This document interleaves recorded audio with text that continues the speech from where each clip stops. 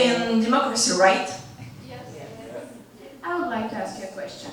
How many of you have been vaccinated? And how many of you have not? Well, I'm so glad to see that every one of you has been vaccinated. Right now in the room there are so many people and all of you have been vaccinated. But let's not forget the fact that outside there are around 30 million people who have never been vaccinated. And some ridiculous reasons why people do not consider vaccination as a good thing. Vaccination causes autism. Really, people? Do you believe that? Yeah, vaccination is a choice, but it doesn't mean it is a jar with autism. It's just a rumor. Have you heard of hypochondria? Well, this is the illness that people are too concerned about themselves and think that Google is a hospital. Yeah, and then just like that, they refuse treatment or vaccination. And then we'll talk about a disease you can get, and this disease is considered as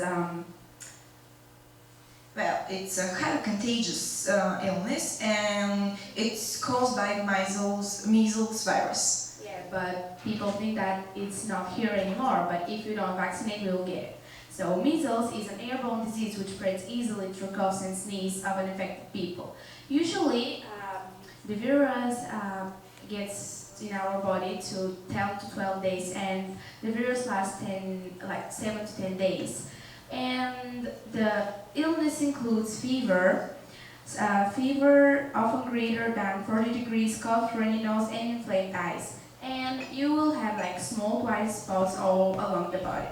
Although the only way of preventing it is vaccination, there are still people out there who refuse to vaccinate because they think that the side effects of the vaccine are worse than the actual disease. That's why you need to vaccinate yourself only if you're healthy, but the irony is there, you won't be healthy if you don't vaccinate. yeah, and that's why more than 30 vaccines exist. However, we are going to talk about one of the most important, namely human papillomavirus. And everyone knows that women will save the world, right? But we will save the world only if we save women. Oh, you read my thoughts.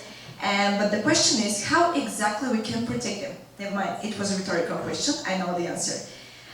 Human papillomavirus is a virus which causes a cancer, which cancer is fourth most common cancer in women, and with an estimate to 266,000 deaths and 528 cases in 2012.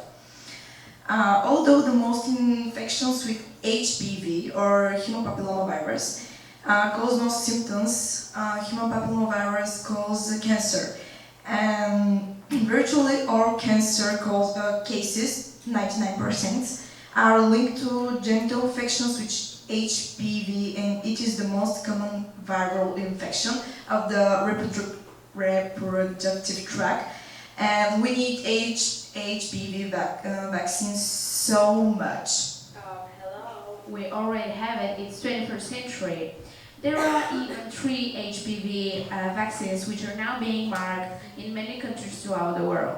First one is bivalent vaccine, second one is quadrivalent vaccine, and the third one is non-valent vaccine. All these 3 vaccines are highly efficacious in preventing infections with virus types 16 and 18, which together are responsible for mostly 70% of survivable cancer cases globally. The vaccines are also highly efficacious in preventing precancerous cell lesions caused by these virus types. A vaccine against cancer? Well, I think we live in the future already. Not that we live in the future, we are creating one. Unfortunately, we will never achieve 100% of people who have been vaccinated. So, long as we keep up our health immunity with thoughtful communication and empathy, we can at least get close. A slender minority can threaten the majority. But don't be affected, because if you're vaccinated, you're not only protecting yourself, but you're protecting the people around you. So consider vaccination as a good thing. We all are future parents, and please consider your decisions consciously and wisely, because next generation depends on our choices. Thank you.